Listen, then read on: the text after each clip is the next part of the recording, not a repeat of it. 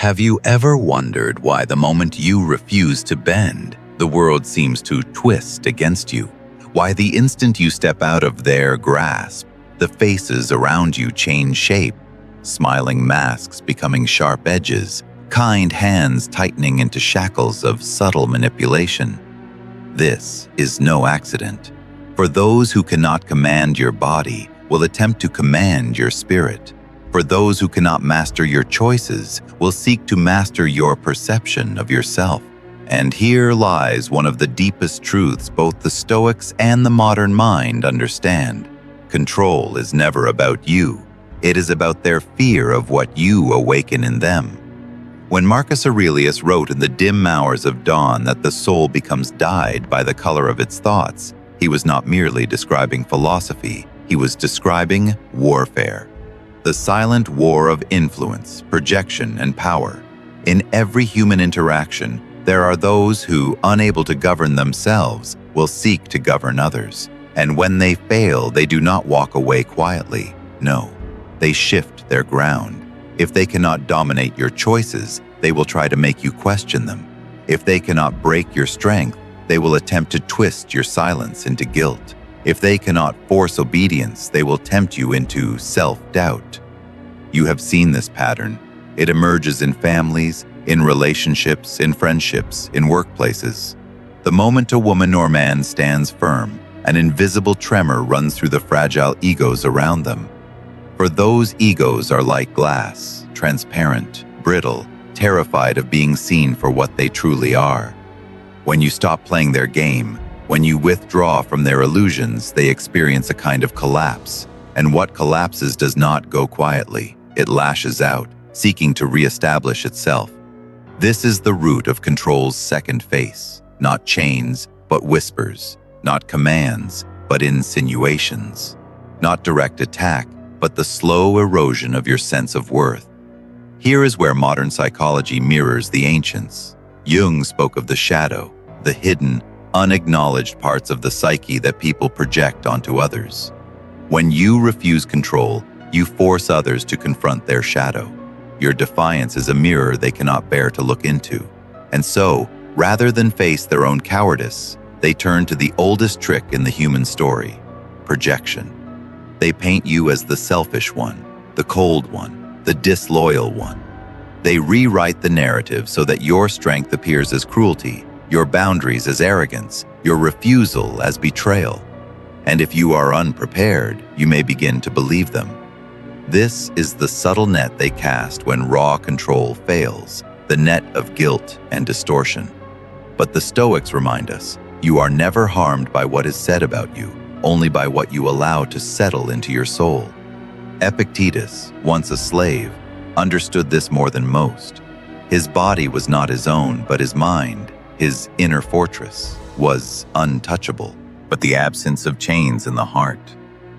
When you recognize this, you step outside the reach of their manipulation. You begin to see the pattern clearly. When control shatters, manipulation rises.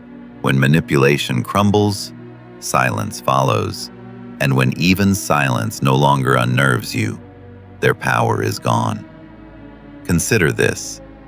When they cannot hold you through obedience, they try to hold you through your longing to be seen. And here lies the dangerous temptation. You crave recognition. You crave to be understood. So when their words twist, you are drawn to explain yourself, to defend your purity, to prove your heart.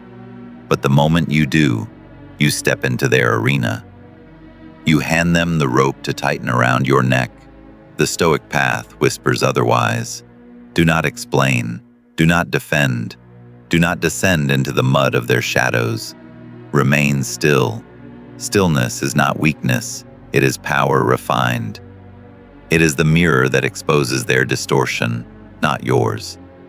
Think of the archetype of the timeless woman, the one who walks through storms untouched. She is not loud, not reactive, not eager to justify herself. She holds her silence like a blade.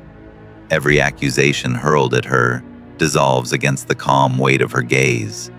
She has learned the lesson Marcus Aurelius lived by, that others may scream of injustice, Others may claw at her name, but her inner citadel is hers alone. What are the claws of the desperate compared to the unshaken dignity of the self-possessed? They are nothing more than echoes, loud at first, but fading into emptiness. And yet, this path is not easy. It demands that you face your own shadow first. For how can you resist manipulation if you have not met your own hunger for approval? How can you endure false accusations if you have not confronted the part of you that longs to be seen as innocent? Jung called this individuation, the process of gathering the scattered fragments of yourself into wholeness, and the Stoics, centuries before, called it self-mastery. Two languages, one truth. You must know yourself so deeply that the words of others cannot undo you. This is why the unshaken ones often appear frightening to those who rely on control.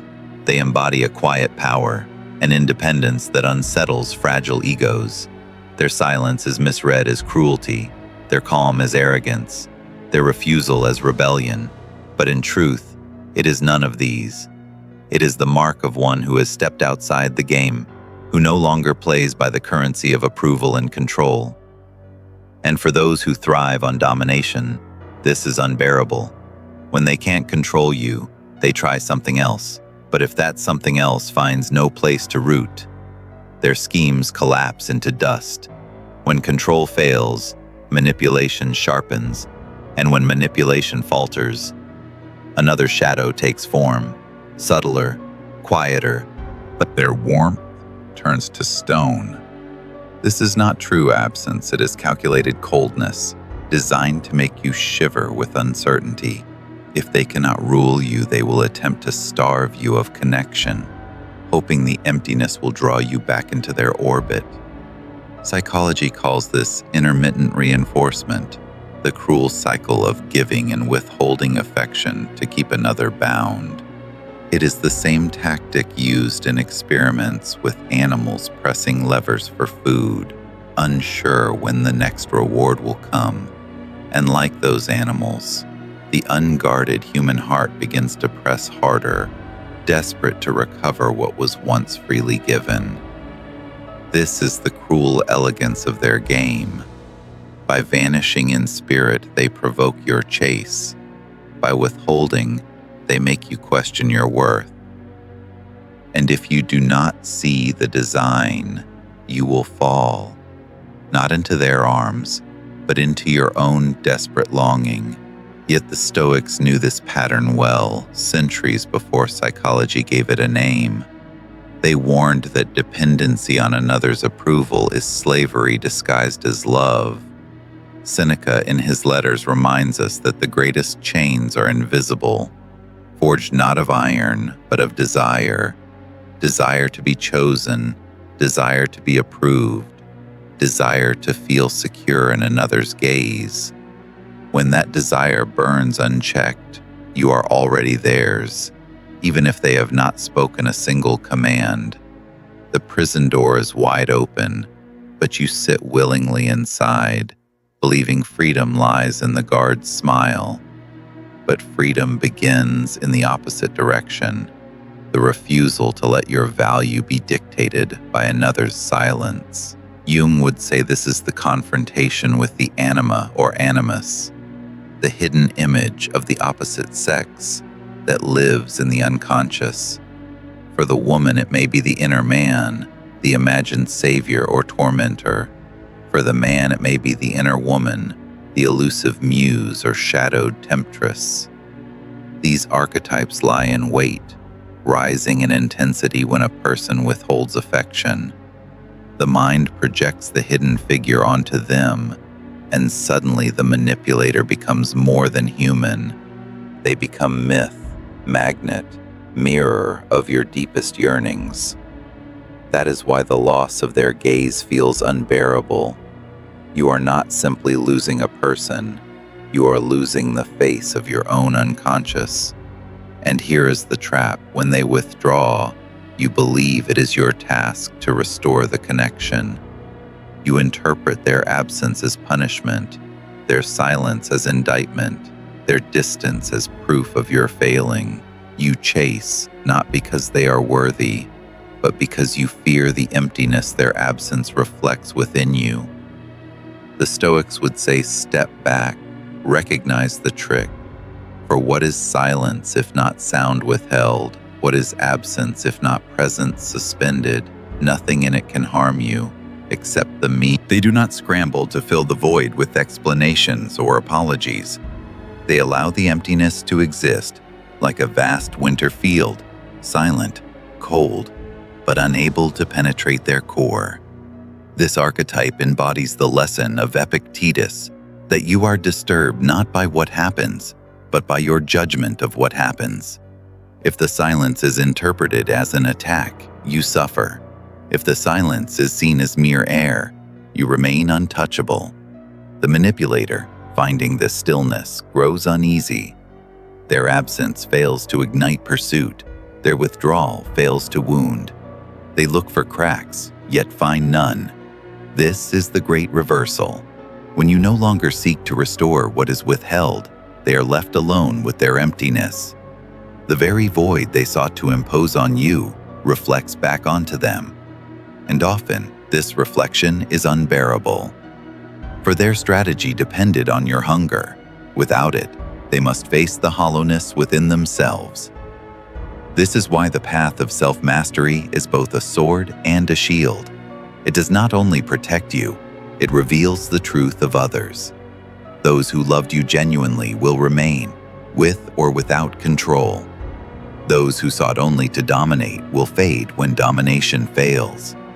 Your stillness becomes the great sorting, the silent judge of motives. In this, you discover a freedom far deeper than escape from control. You discover the power to let others reveal themselves, while you remain rooted in your own worth. And so the cycle begins to break. Control becomes powerless. Manipulation dissolves. Withdrawal crumbles. What remains is the clarity of vision, the ability to see beyond the masks, beyond the games, into the raw truth of human intention. Few achieve this, but those who do become, in the eyes of the weak, almost untouchable. When the mask of withdrawal no longer unsettles you, another face of control appears, subtle sabotage. They begin to weave threads of doubt not through direct confrontation, but through small, carefully placed fractures. A whispered word to others, a sideways glance, a story retold with just enough distortion to make you question yourself. It is not the iron fist, but the slow poison, meant to erode your foundations without your awareness. If they cannot govern your actions, they will attempt to shape the way the world sees you, and worse, the way you see yourself. This is where modern psychology exposes the strategy most clearly: gaslighting, the deliberate manipulation of perception until you no longer trust your own memory, your own intuition, your own eyes. It is not only a lie told to you, it is a lie designed to make you doubt that truth ever existed. When someone says, "That never happened," or "You're overreacting," often it is not a mistake. It is an attempt to rewrite reality itself. And the human mind, so desperate to hold on to connection, can bend under this pressure. They warned that the only reality that cannot be stolen from you is the one you hold within your reason. If it is not true, it cannot harm you, Marcus Aurelius wrote. And if it is true, it will make you stronger. In other words, lies lose their teeth the moment you refuse to swallow them. The gaslighter's power depends entirely on your surrender of trust in yourself. If you hold steady, if you guard the sanctity of your perception, their distortion collapses like smoke in the wind. Jung would call this the confrontation with the trickster archetype, the sly, shape-shifting figure who lives in every psyche, capable of turning light into shadow, certainty into chaos.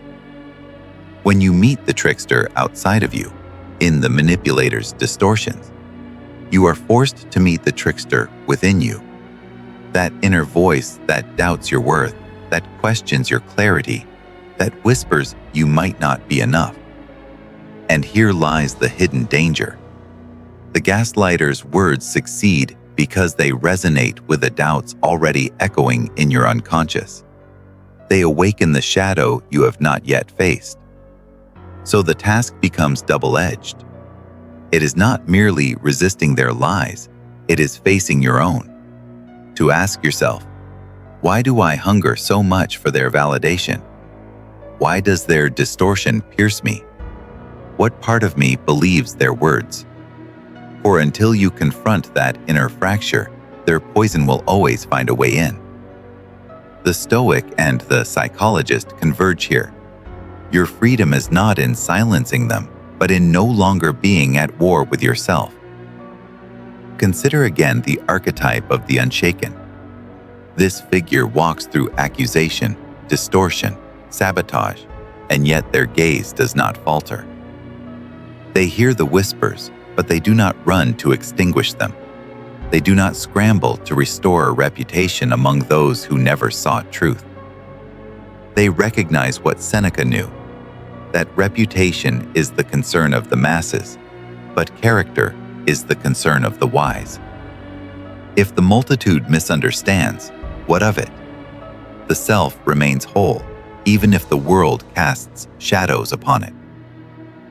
And yet, such resilience can feel isolating. To resist gaslighting is to stand alone in one's perception, sometimes against an entire chorus insisting otherwise. It is to embrace the profound Stoic solitude of the inner citadel, the fortress within where truth is held regardless of the storms outside. Few can endure this without breaking, but those who do become almost mythic, radiating a calm that unsettles those who thrive on distortion. For what is left to manipulate when the victim no longer doubts themselves? This is why they shift endlessly. Control, manipulation, withdrawal, sabotage. Each tactic failing, they grasp for another. But with each collapse, something and more a living symbol of sovereignty. She no longer exists merely as someone resisting control. She becomes the embodiment of freedom itself. And here is the paradox. The very tactics meant to diminish you can become the forge of your awakening. The chains they try to tighten expose the places you still longed for approval. The silence they wield like a weapon reveals your dependence on recognition. The lies they spin illuminate the doubts you had not yet confronted. Each attempt, if faced with awareness, burns away another illusion until only the essence remains, the part of you that cannot be controlled. This essence is what both Stoicism and depth psychology point toward, the birth of the self that no longer dances to the strings of others. It is the soul that has wrestled with its own shadows, endured the loneliness of silence, rejected the poison of lies, and emerged not merely intact, but radiant. This soul is not bitter. It is not hardened into cynicism. It does not retaliate with cruelty. Instead, it has discovered the one truth that terrifies manipulators most. You cannot be controlled when you no longer fear being alone, misunderstood, or unloved. When sabotage fails, when distortion no longer finds fertile ground, they often turn to the final mask of control, provocation. If they cannot manipulate your silence, if they cannot weaken you with lies, they will attempt to draw you into reaction. This is the last weapon of those who crave dominance, to shatter your calm, to make you prove your strength in anger, to lure you down into the chaos they cannot escape themselves.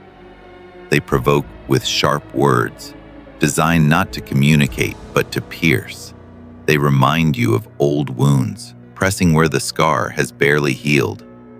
They mock, they ridicule, they bait, for they know if you erupt, if you descend into their storm, they regain power.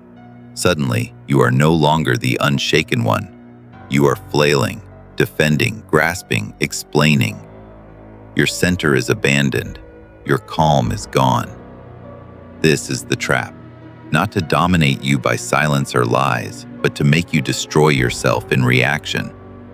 And here the Stoics stand like sentinels, reminding us that anger is the ultimate chain.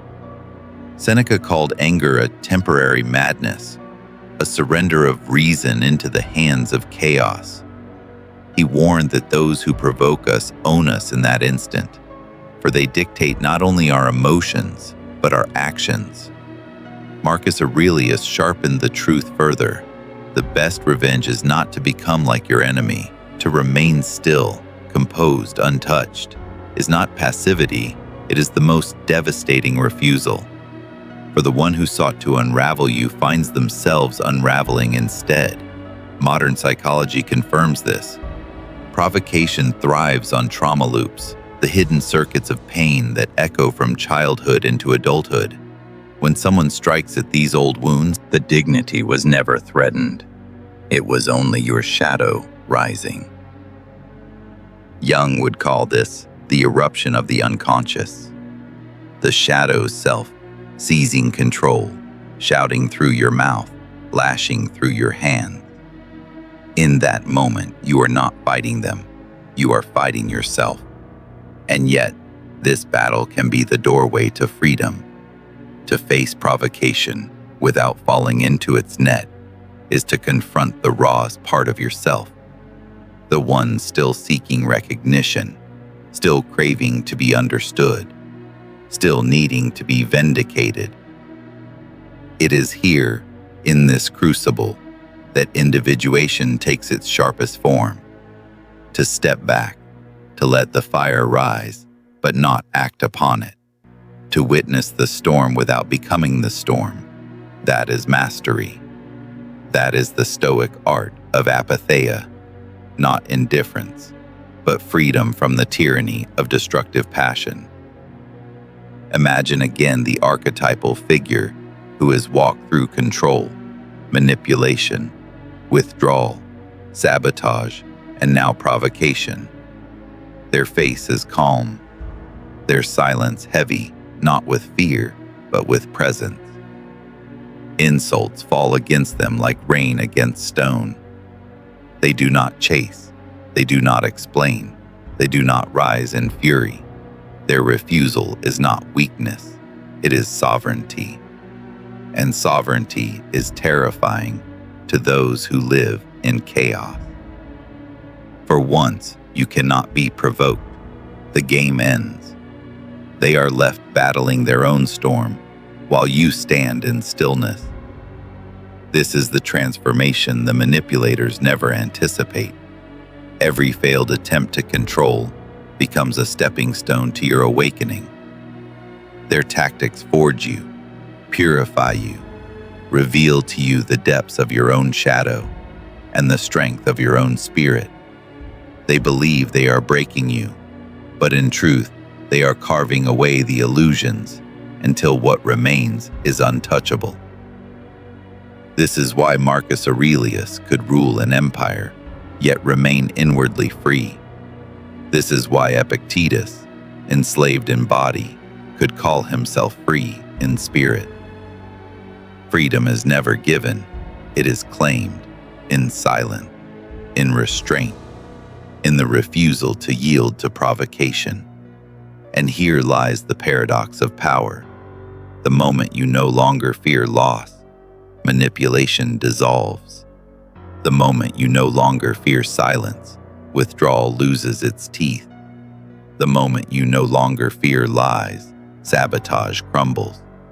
And the moment you no longer fear insult, provocation vanishes into the air. You are not merely free from them, you are free from the part of yourself that once needed them. At last, you step into the space where ancient philosophy and modern psychology converge, the rebirth of the sovereign self. The woman who no longer dances Meta Luigi's office. New at Meta. Pause. Unequal. €0.05. For you have become what they cannot comprehend, untouchable, not because the world has changed, but because you have.